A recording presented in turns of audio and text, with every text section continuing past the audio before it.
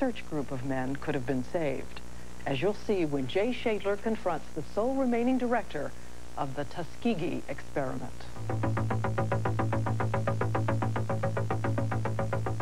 Have you ever had even one single moment of moral doubt about what you do?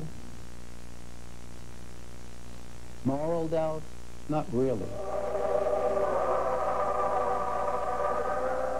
It began before most of us were born. It was 1932, and the government was on a crusade to stamp out syphilis in the rural South, a disease that caused blindness, madness, and sometimes death. The days of syphilis are numbered. Syphilis will be the next great plague to go. Crude chemical treatments were being used with some success. But to better understand the disease, doctors from the Public Health Service wanted to know what would happen if syphilis went untreated. They needed human subjects, and in Macon County, Alabama, they found what they were looking for: a high rate of syphilis and a population that had never been treated. Over the next 40 years, government doctors would make sure 412 of these men never would be. They were the sons and grandsons of slaves, like this man, Charlie Pollard, scratching out a living on a sharecropper's farm. We have raised cotton all my life, and velvet beans, corn, peas. Used to raise a lot of that. Today, Charlie Pollard is 85, and one of just 27 survivors of the Tuskegee experiment. We met him in the same church where doctors first enlisted him into their study. Why don't you think there were any white people involved in the experiment? Well, anyhow, they was just doing something with the colored people. Did they ever tell you that you had syphilis? No. No. What did they tell you? Bad blood. They said that. Had you ever seen a doctor before this study began? No, sir, not by any means. Herman Shaw had been told he had bad blood, too. Like the other men who were eventually lured into the experiment, he'd seen the handbills and heard the warnings by the Public Health Service. Bad blood makes people sick. It destroys heart and brain. So Herman Shaw came for a free medical checkup at his church, Simmons Chapel. That first exam was complimentary, but a price would be paid later, as he was probed, tested, and deceived by an ever-changing corps of government doctors. They never did tell us what they were treating us for. And on down through the years, it leaked out that they were using us for guinea pigs. They are nice people, but they just weren't educated. That doesn't mean they're dumb. They were just illiterate. Dr. Sidney Olansky led the Tuskegee study from 1950 to 1955. At 77, he still practices medicine half days at his office in Atlanta. Would this experiment have ever been conducted on a group of affluent white men? I think it could have been if we'd had white men in the same general carriage. Say we got a bunch of hillbillies up in West Virginia that had a lot of syphilis. You do experiments on blacks in Macon County. You talk about hillbillies. It sounds as if you'd like to do just experiments on the most vulnerable parts of the population. Yeah. Well, I'm saying that because you have to have, in order to do the kind of study we were interested in, you had to have a bunch of people who were close, that you could reach, and who had syphilis. That was the key. The other key was to keep the men in the study once they'd been recruited. And how's your health now, Mr. Johnson? Pretty fair. I want to call it pretty fair. I have a shortness at the breast. Price Johnson recalls he was drawn into the experiment by doctors who used a parade of not-so-subtle enticements, from free food and car rides into town to medical care and cash. We went to VA hospital to give us $25. That was pretty big money back then. I know it was. It's good, big money. Mr. Johnson, what was it exactly that they told you they wanted to do with you? Didn't say. I didn't never question nobody about nothing. I just listen. Whatever they say, if I agree, they know it, and if I don't, they don't know it. The fact that they were illiterate was helpful, too, because they couldn't read the newspapers. If they were not illiterate, as the things moved on, they might have been reading the newspapers and see what was going on. Frankly, if they had been educated, sophisticated people, they wouldn't have stood for this. That's right. Except that they got what they wanted. You see, one of the things about the rural black is that the one thing they fear is not to be buried decently. Not only did the government doctors need these men when they were alive, they needed their bodies after they died for autopsies. But convincing the families to approve this final step in the experiment would not be easy. So another incentive was offered, burial insurance.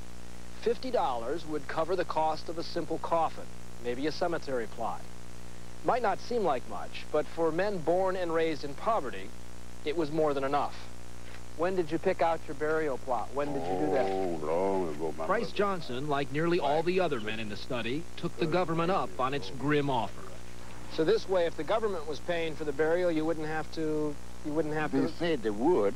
They wouldn't have to pass the cost on to your own family. That's the truth. That's what they said they would do. And I'm depending on them. We had an arrangement with the funeral directors that if we got the post, they got the money to bury him. If you got the postmortem, the autopsy. If we were able to do it.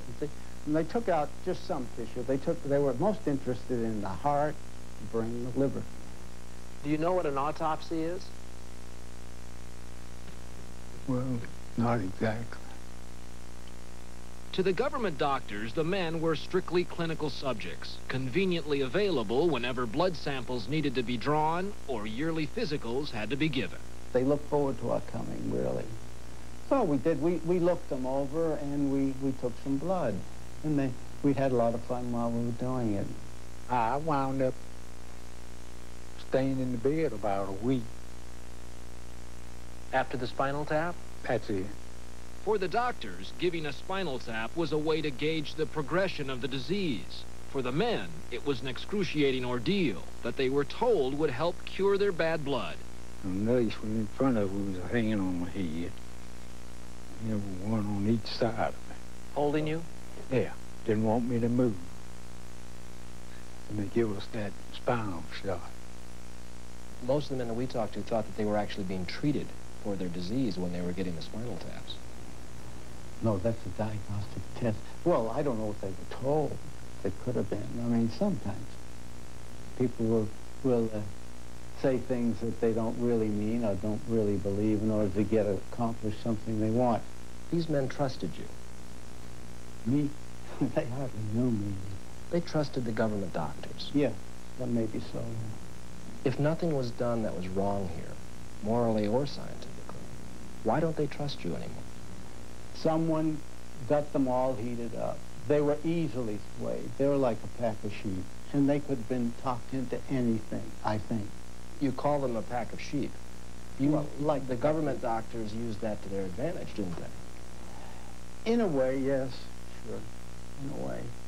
Having deceived the men into believing that they were being treated, the government now decided they should be kept from a possible cure. For by the early 1950s, penicillin was widely available. Thousands of syphilitics were given the new miracle drug, but not the men in the Tuskegee experiment. Come on, Joe. For them, it was forbidden. Herman Shaw, for instance, had been advised by his local doctor to travel to Birmingham to receive a penicillin shot.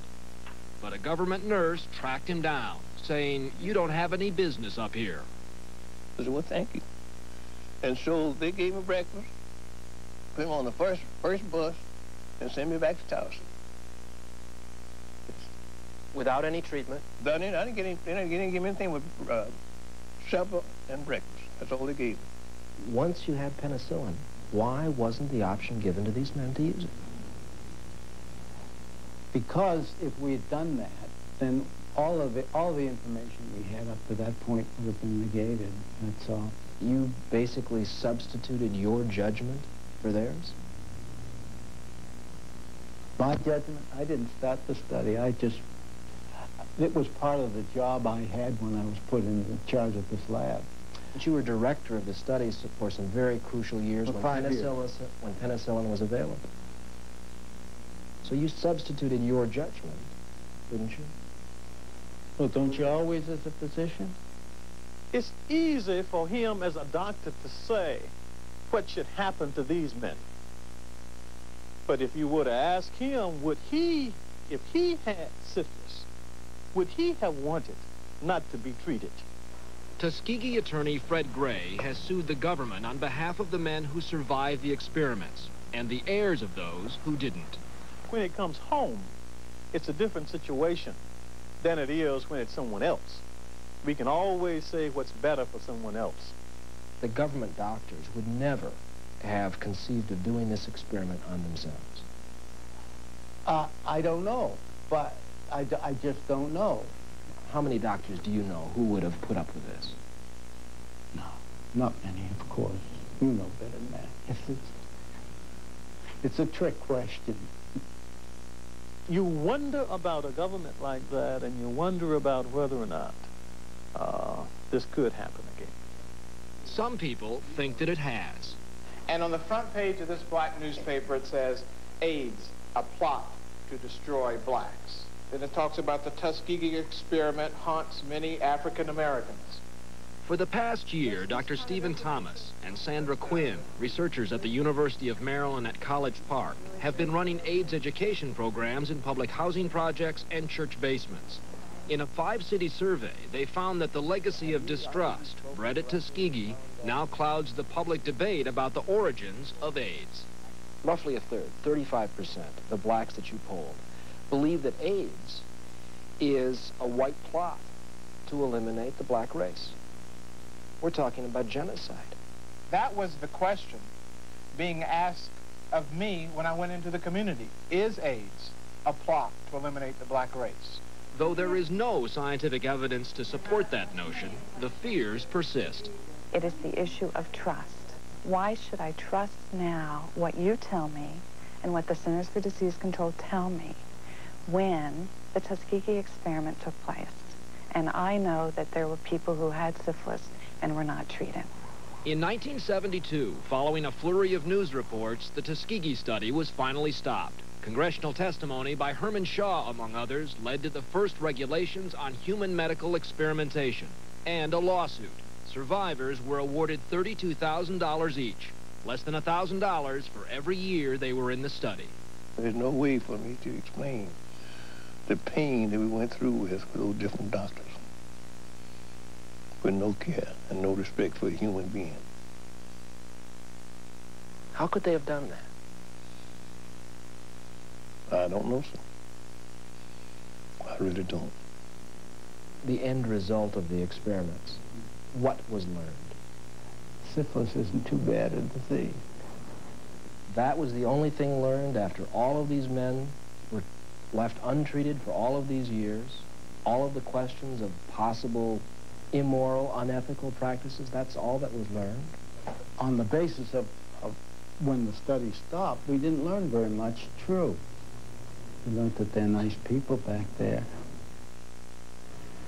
And yet, by Dr. Olinsky's own estimates, of the original 412 men, between 20 and 100 died directly from syphilis. And as we said, no one will ever know whether treatment would have helped. As for the survivors, the government pays their medical bills and still covers burial costs. And what about Dr. Olinsky and the others who conducted the experiment? No criminal charges were filed against them. It's not clear that at the time they were breaking any laws.